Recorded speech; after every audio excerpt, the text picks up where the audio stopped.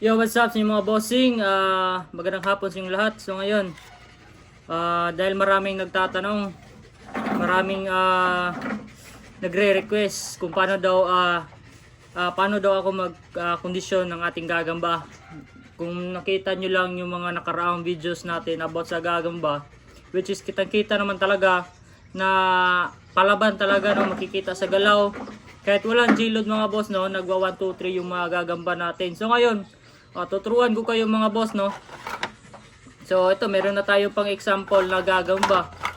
So yan, kasi yung gagamba natin hindi naubos sa benta. So ngayon, ito yung magiging sample natin mga boss no, inaalagaan ko na lang. So ito yung mga ito yung nasa tamang video kayo mga boss no. Tips kung paano i-condition yung gagamba. So disclaimer lang mga boss no, hindi po ako expert sa mga about sa old spider. Pero sa pang derby na spider mga boss no, meron tayong ano diyan, knowledge diyan mga boss.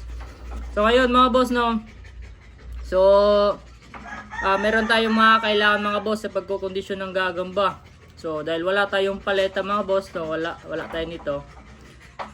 Ito lang yung meron sa atin. So ito syringe mga boss. Ayan, syringe. Wait lang ha. Yan, ito syringe mga boss. Kahit anong syringe. Ito. Sprayer mist. Ayan. So, basic lang yung mga kailangan natin mga boss. Kasi yung pagkukondisyon naman is wala naman talaga sa gamit. Nasa kung paano mo siya ano yung gagamba. So, ngayon mga boss, magsisimula na po tayo. So, mix na to mga boss, no? Hindi lang conditioning, kundi kung ano na rin din, isasama ko na rin kung paano ang pag-alaga ng gagamba, para yung pag-alaga ng gagamba which is tatagal ang kanilang buhay. Kasi karamihan sa atin mga boss no, pag-aalaga ng gagamba, yung mga gagamba natin hindi umabot ng 1 week, mga isang buwan. Kasi yung ibang mga nag-aalaga ng gagamba hindi marunong. So ngayon mga boss no, tuturuan ko kayo. Ayan, wait lang ha. So, na-distract tayo mga boss. So, ito yung mga kailangan natin mga boss, no? Palagi kong sinasabi sa mga videos natin, pag nag-aalaga tayo ng gagamba mga boss, no? Kailangan talaga malaki yung lagayan. Kahit ganito na lang mga boss, no? So, ito, sa Shopee ko ito nabili mga boss. Ayan. Kung wala kayong ganito, mag-DIY kayo mga boss. Basta malaki-laki mga boss, no? Kung meron kayong aalagaan na gagamba, kung mahilig kayo sa derby, ayan. Kailangan talaga malaki yung lagayan yung mga boss. Kung gusto nyo malakas yung gagamba nyo, wag puro J-load mga boss no, yung kakabili mo pa lang tapos kunting pakain tapos J-load, wag yung ganun mga boss no. Mas pa rin, mas maganda pa rin kapag yung gagamba maayos yung pagka-condition, tsaka ka maglagay ng J-load. Yan mga boss. Excuse me. So ayan mga boss. So, unang-una mga boss, no, sinasabi ko, malaking lagayan. So, ito, nakikita nyo mga boss, may dahon yung ano natin, yung lagayan natin. So, ito rin yung sinasabi ko mga boss, no, about sa dahon. So, bakit kailangan tayo maglagay ng dahon mga boss? Siyempre, dyan sila tatago mga boss. So, yung sinasabi ko lagi sa last video natin mga boss, nung past pa talaga, kung saan nyo nakukuha yung gagamba nyo, kukuha kayo ng kunwari, galing maisan yung gagamba. So kuha rin kayo ng dahon ng mais. So yun mga boss no, kung galing galing mangga, example lang galing sa mangga yung gagamba, kuha rin kayo ng dahon ng mangga. So ito mga boss, dahil tinamad ako, dahon ng bayabas lahat. So pares-parehas lang. So ito na mga boss no, yun na, malaking lagayan about sa dahon. So sa pagpakain naman mga boss no, mix na to mga boss conditioning tsaka daily routine kung paano alagaan yung gagamba para mas tatagal yung buhay. O ayan, wait lang mga boss.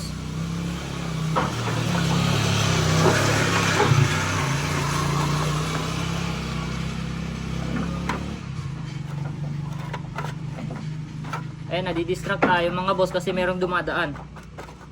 Wait lang.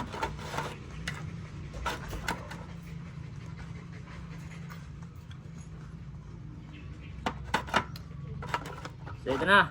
So nadumaan na may dumaan kasi mga boss, kaya pinalipas ko muna kasi matatakpan yung boses natin. So ito na mga boss no. Sa pagpakain naman mga boss no, para sa talaga, kung gusto niyo pang malakas ang gagamba nyo, suggest ko sa inyo mga boss, no, kung meron kayong pera mga boss, no, bibili kayo ng ano, bumili kayo ng superworm, tsaka superworm, mealworm, lots, or kung wala mga boss, kung wala kayo niyan, hipon mga boss, hipon. So meron din tayong videos niyan mga boss sa ating YouTube channel about sa hipon. Check nyo na lang kung paano pakainin ng hipon mga boss, kasi yung hipon, sa lahat ng bilanggit ko mga boss, yun ang pinaka the best mga boss. So para sa mga manderby na gagamba. So ito, proceed na tayo mga boss, no. Doon tayo na yung topic natin about sa pagkain. So ganito yun mga boss, no. Kunwari ngayong araw mga boss, kakagising ko lang, example lang kakagising ko lang. So yung unang gagawin natin mga boss, kunwari nasa ano na tayo, 7 AM or 8 AM mga boss, no. Tansyahin nyo lang kasi iba-iba naman yung ano natin sa temperatura ng panahon natin sa iba't ibang lugar. So kunwari itansyahin nyo lang mga boss, yung ano, yung init, yung kukuha tayo ng vitamin D ba yun? Vitamin D sa sikat ng araw mga boss. So kailangan paarawan yung gagamba. Napaka-importante yan mga boss sa pag-aalaga ng gagamba. Kung gusto mo maging malakas, mas maliksi yung gagamba mga boss nyo, mas talaga, mas kumbaga maskulado talaga. Yung may lakas talaga yung gagamba mo, hindi matamlay. Wag puro gilod mga boss. Yung gilod mga boss, ano lang yan, kumbaga pampa-aggressive, pampatapang, pero iba pa rin yung ano, yung naibibigay pa rin kung inayos yung pagka-conditioning. So ayun mga boss, kailangan mo paarawan yung gagamba. So ito yung example, kailangan natin mga boss sa pagpaaraw ng gagamba. Kung hindi ganito yung lagayan yung mga boss, kunwari yung pitak, so buksan nyo yung pitak mga boss, no. Tapos tansyahin mo yung ano, sikat ng araw, dapat hindi masyado mainit. Kung ano lang yung sikat, kung mainit naman mga boss, no, kailangan 1 minute lang siguro ibilad mo yung gagamba. Tapos sa pagpapaaraw naman mga boss, wag mo iwan yung gagamba mga boss, no. Kasi may marami ng issue dyan sa pagpapaaraw ng gagamba, tapos natusta yung gagamba nila.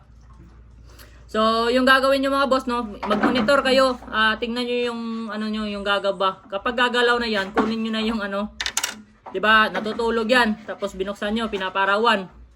Tapos ayan mga boss, kapag gumalaw yung gagamba mo sa lagayan, wag ano, kapag gumalaw na yun mga boss, it means kukunin mo na kasi sobrang init na ng mga boss, no. Nagre-react na yung ano nila.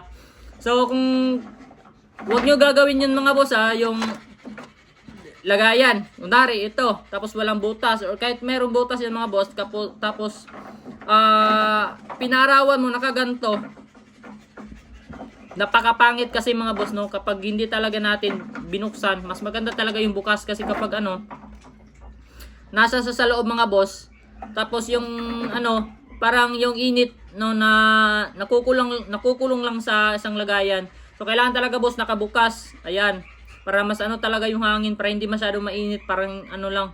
Isipin mo mga boss, para ka lang ano ba tawag doon?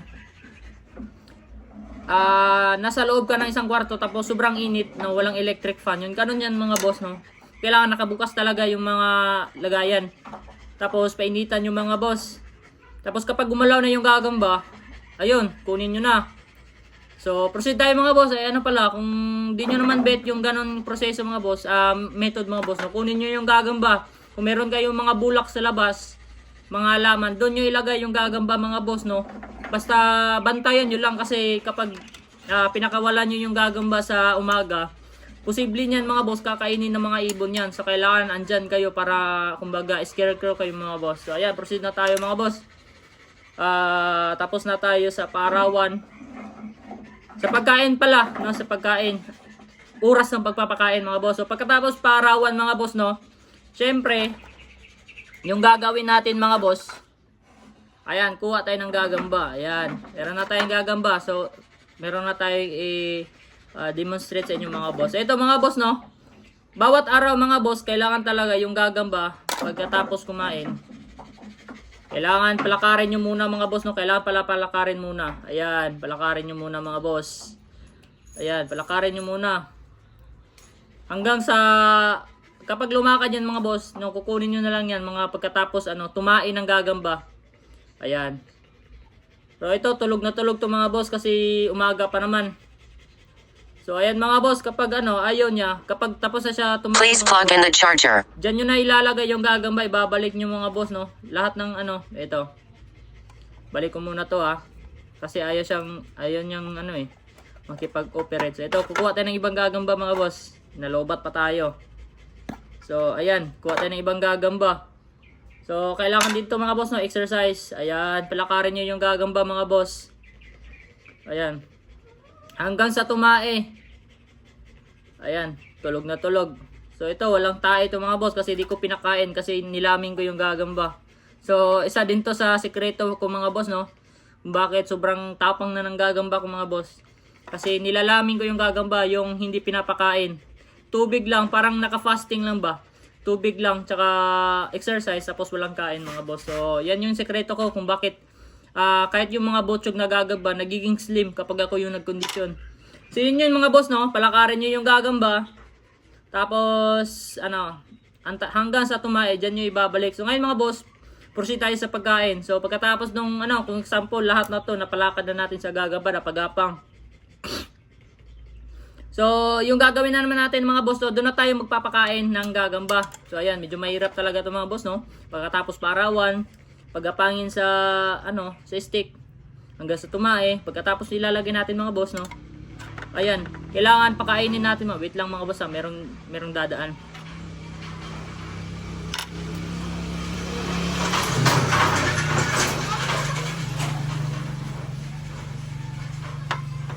So ayan mga boss no, pagkatapos natin palakarin yung gagamba, nadidistract talaga tayo mga boss.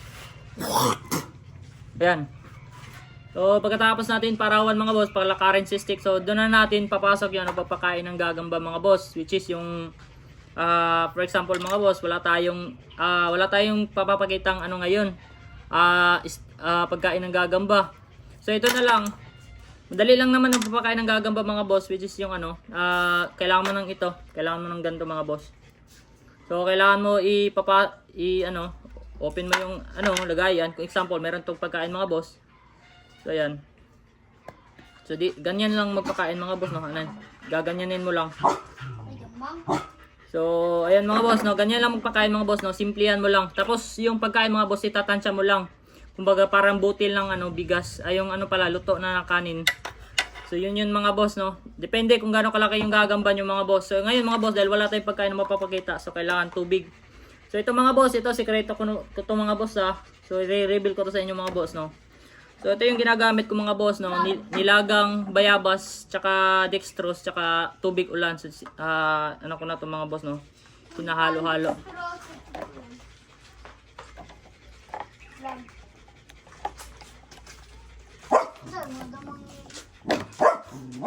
Mga boss.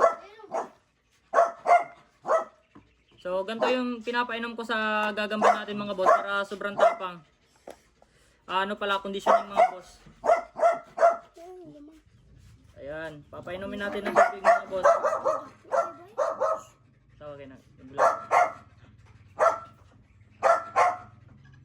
So ito yung pinapainom natin sa gagamba natin mga boss. So ayan, napainom na natin. So yun yung ano, ginagamit natin mga boss. Huwag yung ano, tubig sa gripo kasi meron yung ano, chlorine. So ito yung ginagamit natin mga boss. Ulitin ko, dextrose, tubig ulan, tsaka ano, nilagang bayabas. So proceed tayo mga boss sa pagkain. So yun rin mga boss no. So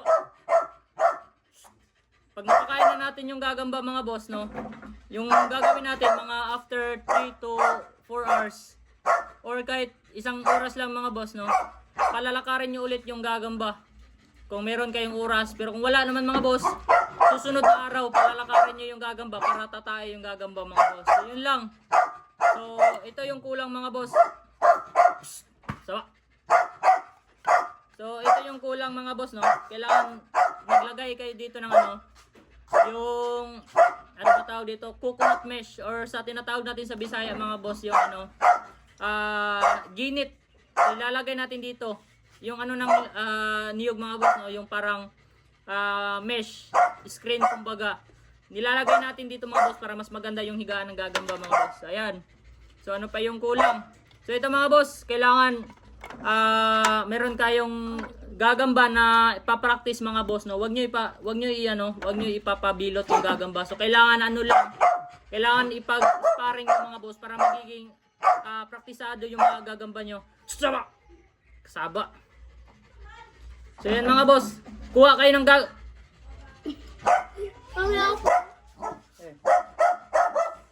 So ito mga boss, no?